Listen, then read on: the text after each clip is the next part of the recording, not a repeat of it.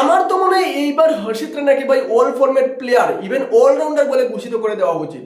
হ্যাঁ, রিঙ্কু সিং এর মতো প্লেয়ারকে টি-20 যে স্কোয়াডটা আছে সাউথ আফ্রিকার বিপক্ষে যে 5 ম্যাচের টি-20 সিরিজ খেলা হবে সেই সিরিজ থেকে বের করে দিতে পেরেছে এবং হর্ষিত রানার মতো প্লেয়ারকে ভাই একদম ফ্রন্ট লাইনের প্লেয়ার বড় সাজিয়ে ভাই তাকে সাজিয়ে রাখা হয়েছে।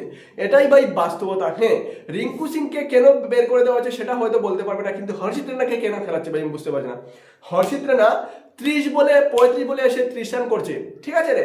আর বোলিং করে ভাই যেভাবে ভাই ইকোনমিক্যাল বোলিং করছে, কি বলবো, এত বড় রান খরচ করছে। গতকালকে ম্যাচে দেখেছো ওডিআই ম্যাচে সাউথ আফ্রিকার বিপক্ষে, কিন্তু তাকে কন্টিনিউয়াসলি চান্স দেওয়া হচ্ছে।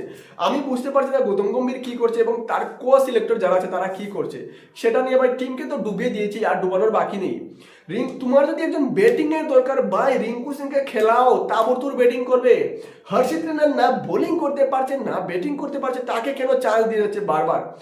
একটা ফর্মেট হলে ভাই মানতাম, টি-20 টেস্ট ওডিআই প্রত্যেকটা ফর্মেটে তাকে খেলাচ্ছে, কি যোগ্যতা আমি বুঝতে পারছি না, ঠিক আছে না। রিঙ্কু সিং আমি বুঝতে পারছি না, হর্ষদীপ সিং এর মতো প্লেয়ারকে ভাই টি-20 থেকে ভাই বের করে দেয় ম্যাচ থেকে, আর হর্ষিত রানাকে খেলাচ্ছে। আমরা দেখেছি অস্ট্রেলিয়ার বিপক্ষে একটা ম্যাচের মধ্যে হর্ষিত রানাকে ভাই তারা খেলাচ্ছে এবং হর্ষদীপ সিংকে খেলায়নি, ঠিক আছে না। পরের ম্যাচে হর্ষদীপ সিং এসে ভাই 3টা উইকেট নিয়ে নিয়েছে ভাই 20 রান দিয়ে, ঠিক আছে না। আর হর্ষিত রানা সেই জায়গায় 35 বলে 30 রান করে, সেটা ভাই তাদের কাছে বেশি গুরুত্বপূর্ণ হয়ে যায়।